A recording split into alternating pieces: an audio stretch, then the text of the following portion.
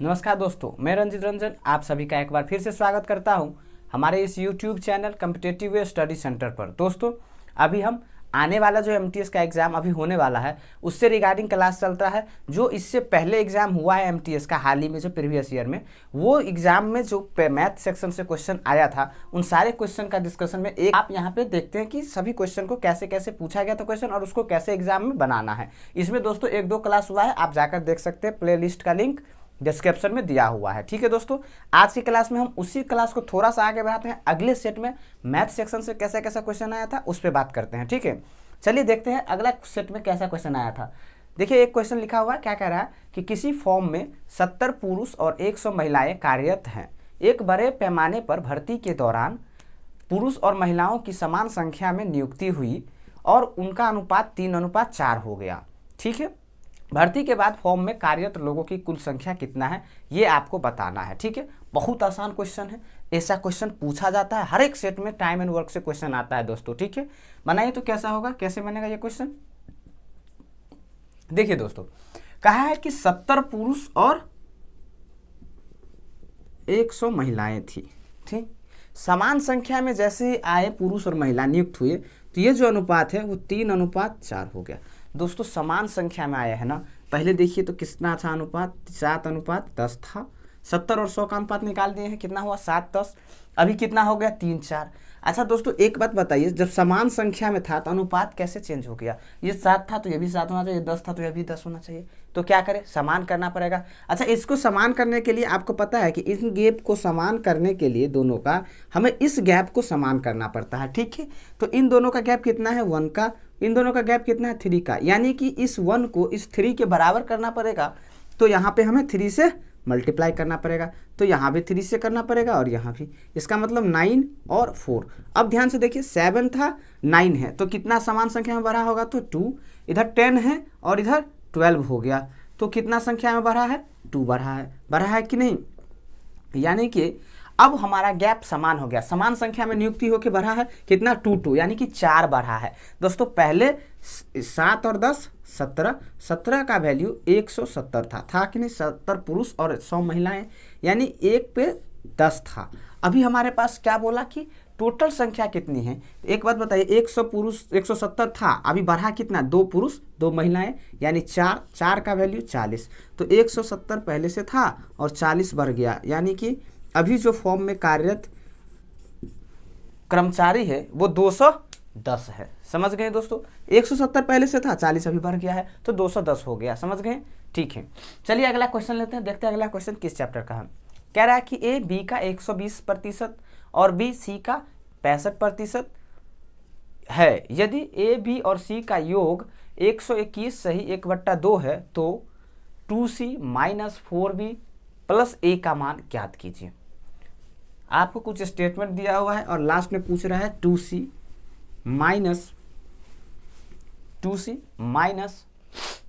4b + a का मान क्या होगा। ठीक है, क्या कहा, यह भी बहुत आसान ही टाइप है। ए बी का 120% है, ए बी का 120% है। ठीक है, उसके बाद में कहा कि बी सी का 65% है, फिर कहा बी सी का 65% है, यही है। ठीक है, यहाँ से देखिए 20 छक्के 120, 20 पंचे 100, 13 पंचे 65 और 20 पंचे 100, यानी यहाँ से बात करें तो ए बाई बी हमारे पास 6/5 और यहाँ से बी अपॉन सी बात करें तो 13/20, यही है। तीनों का योग दिया हुआ है ना, तो पहले तीनों का हमें अनुपात निकालना पड़ेगा। यहाँ पे बी यहाँ 5 यहाँ 13, तो समान करना पड़ेगा, है ना। तो लिख लेते हैं ए अनुपात बी अनुपात सी। यहाँ पे 13 से मल्टीप्लाई करना पड़ेगा क्योंकि 65 कर रहे हैं दोनों को, तो कितना होगा 13 छक 78, यहाँ 13 से करें तो 65, फिर यहाँ पे 5 से करना पड़ेगा तो 65 और 100। ठीक है, यही होगा अनुपात। अब बोला इन सारे अनुपात का तीनों का जो योग है वो कितना है 121 सही 1/2, यही कहा है।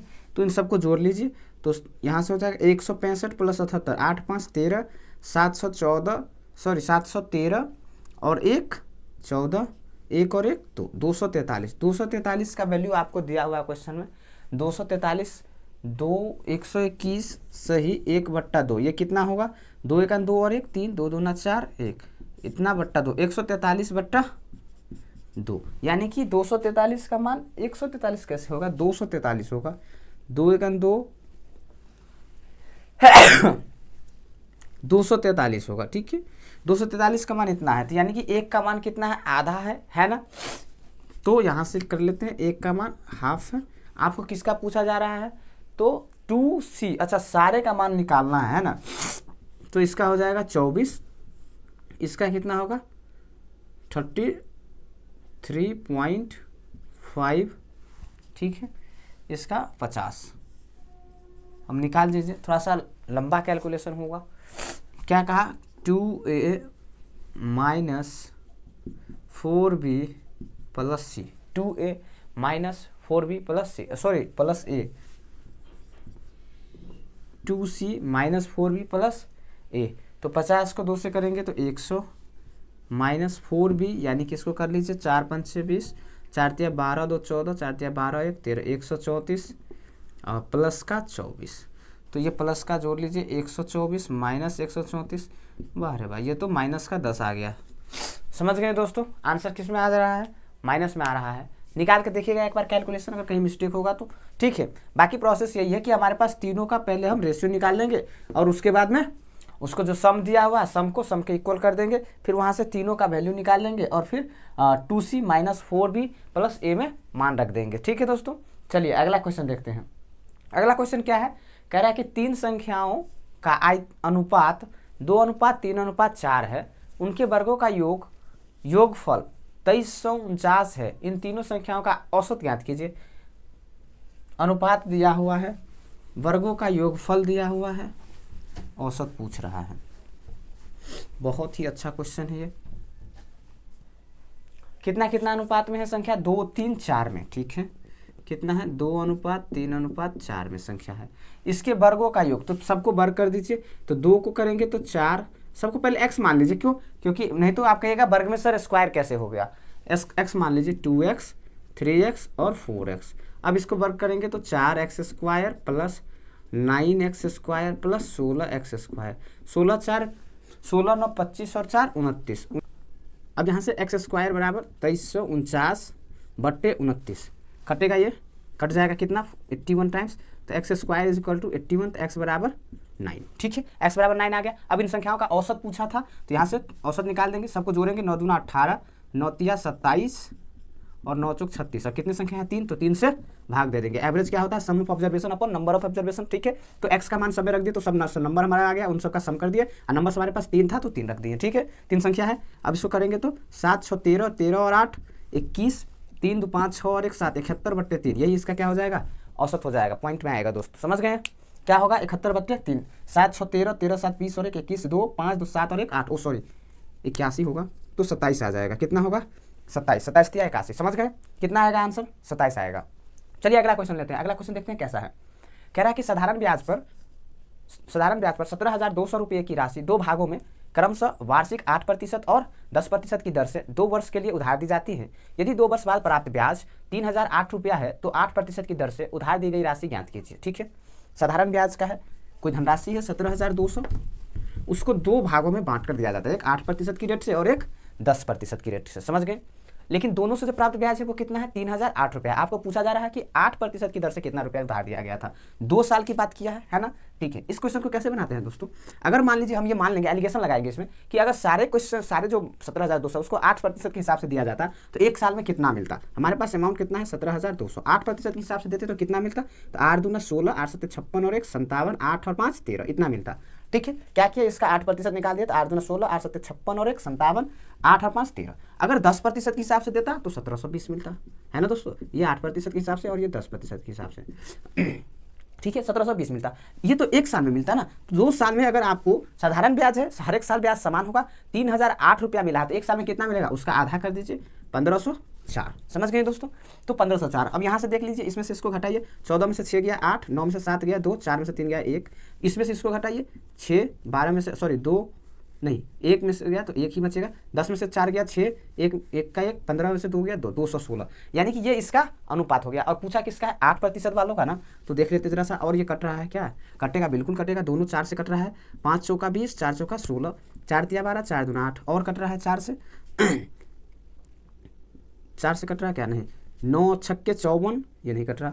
4 तिया 12, 4 दूना 8, 4 पंचे 20, 4 चौका 16, यही रहेगा। 2 से तो कट रहा है 27 और 16। अब इन दोनों को जोड़ते हैं तो कितना होगा? 7 6 13, 7 6 13, 3 और 1 4, 43। 43 का वैल्यू 17,200 दिया हुआ है। आपको निकालना किसका है? 27 का। तो 1 का वैल्यू निकल जाएगा 17,200 बट्टे 43, और 27 का क्या होगा? 17,200 बट्टे 43 गुना 27। ठीक है, समझ गए? देखिए 17,200 किससे कटेगा? काट कर देख लीजिए कितना होगा, बताइए कोई। देखिए 713, 3 और 1 4, 43 है ना, तो कट का नहीं रहा है। 43 तो किसी से कट नहीं रहा। 9 तिया 27, 4 से काटिए, 4 तिया 12, 4 चौका 16, 1 17, कट तो रहा है 4 से। 4 तिया 12, 4 चौका 16, 1 17, 27 चौके कितना होगा? 7 चौका 28, 4 8 और 2 10, 108। इधर कितना जीरो है? 2 जीरो, यानी कि 10,800। समझ गए दोस्तों?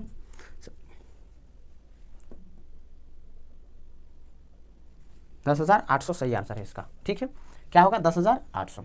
चलिए अगला क्वेश्चन पर बढ़ते हैं, देखते हैं अगला क्वेश्चन क्या कह रहा है। कह रहा है कि एक दुकानदार 25 वस्तुओं को इस प्रकार बेचता है कि उसे 5 वस्तुओं के विक्रय मूल्य के बराबर लाभ प्राप्त होता है, तो लाभ प्रतिशत क्या है, ये आपसे पूछा गया है। ठीक है, देखिए तो क्या है लाभ प्रतिशत। कह रहा है कि 25 वस्तुओं के जो सीपी होगा, सॉरी एसपी, वो क्या होगा?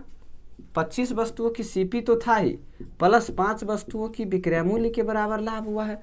तो एसपी बराबर क्या होता है? क्रय मूल्य प्लस लाभ। ठीक है, ये 5 की जो एसपी है ये इधर आ जाएगा तो 20 की एसपी हो जाएगा, और इधर 25 की एसपी तो है ही सीपी। अब की से की कैंसिल आउट हो जाएगा, और इधर हम बात करते हैं एसपी की, और इधर से ले आते हैं सीपी।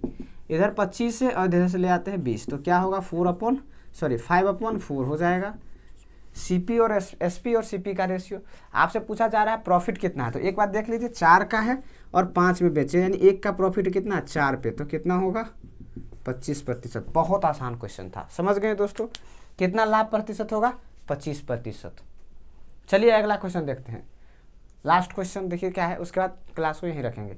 कह रहा है कि एक किसी कार्य को 60 दिनों में करता है या कर सकता है, वह इस कार्य को 15 दिन तक करता है, फिर उसने अकेले बी को शेष कार्यों के लिए 30 दिनों में पूरा करता है। ठीक है, एक साथ करते हुए ए और बी उसी कार्य को कितने दिन में पूरा करेगा? टाइम एंड वर्क का क्वेश्चन है, देख लिए होइएगा क्वेश्चन। 4 ऑप्शन भी आपके पास है, 22, 20, 24 और 25 दिन। ठीक है दोस्तों, बन जाएगा ये क्वेश्चन। तो इस क्वेश्चन का आंसर आप हमें कमेंट बॉक्स में जरूर दीजिएगा, और आज का क्लास कैसा लगा ये भी आप हमें कमेंट करके जरूर बताइएगा। अगर इस क्वेश्चन का आंसर आपसे नहीं आता तो भी कमेंट कीजिएगा, हम आपको अगले क्लास में ले लेंगे। ठीक है दोस्तों, और आप अगर हमारे चैनल पर नए हैं दोस्तों, तो चैनल को सब्सक्राइब करके बेल आइकन को जरूर दबाइए, ताकि जैसे ही अगला सेट लेकर आएंगे आपको नोटिफिकेशन के माध्यम से सबसे पहले प्राप्त होगा। ठीक है दोस्तों, अपना ख्याल रखिए, पढ़ते रहिए, मिलते हैं अगली क्लास में।